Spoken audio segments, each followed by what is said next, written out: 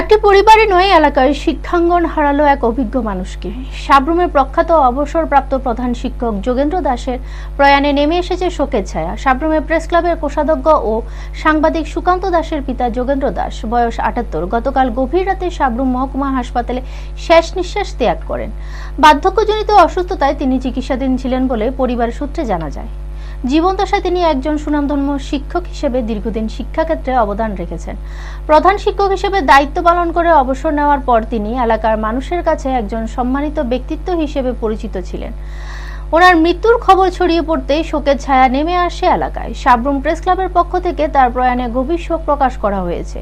পুত্র সাংবাদিক সুকান্ত দাস সংবাদ মাধ্যমে জানান, গতকাল গভীর রাতে সাব্রুম মহকুমা হাসপাতালে তার পিতার শেষ নিঃশ্বাস ত্যাগ করেন। এদিন প্রাক্তন বিধায়ক শঙ্কর রায়ও যোগেন্দ্র দাসের মৃত্যুর খবরে গভীর শোক প্রকাশ করেন। তিনি মরদেহ পুষ্পার্ঘ অর্পণ করে শেষ শ্রদ্ধা জানান এবং শোক সন্তপ্ত পরিবারের প্রতি সমবেদনা জ্ঞাপন করেন।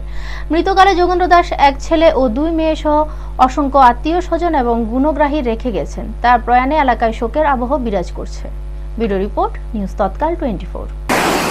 গতকাল রাতে আমাদের সাব্রুম প্রেস ক্লাবের কোষাধ্যক্ষ সুকান্ত দাসের পিতা পরলোক গমন করেছেন। উনি অবসরপ্রাপ্ত প্রধান শিক্ষক ছিলেন। সাব্রুম হাসপাতালেই রাত 1:30 নাগাদ তিনি পরলোক গমন করেন। ওনার এই মৃত্যুতে আমরা গভীরভাবে মর্মাহত এবং শোক সন্তপ্ত পরিবারের প্রতি সমবেদনা আমরা প্রকাশ করছি। আমি সুকান্ত দাস, সাব্রুম প্রেস ক্লাবের কোষাধ্যক্ষ।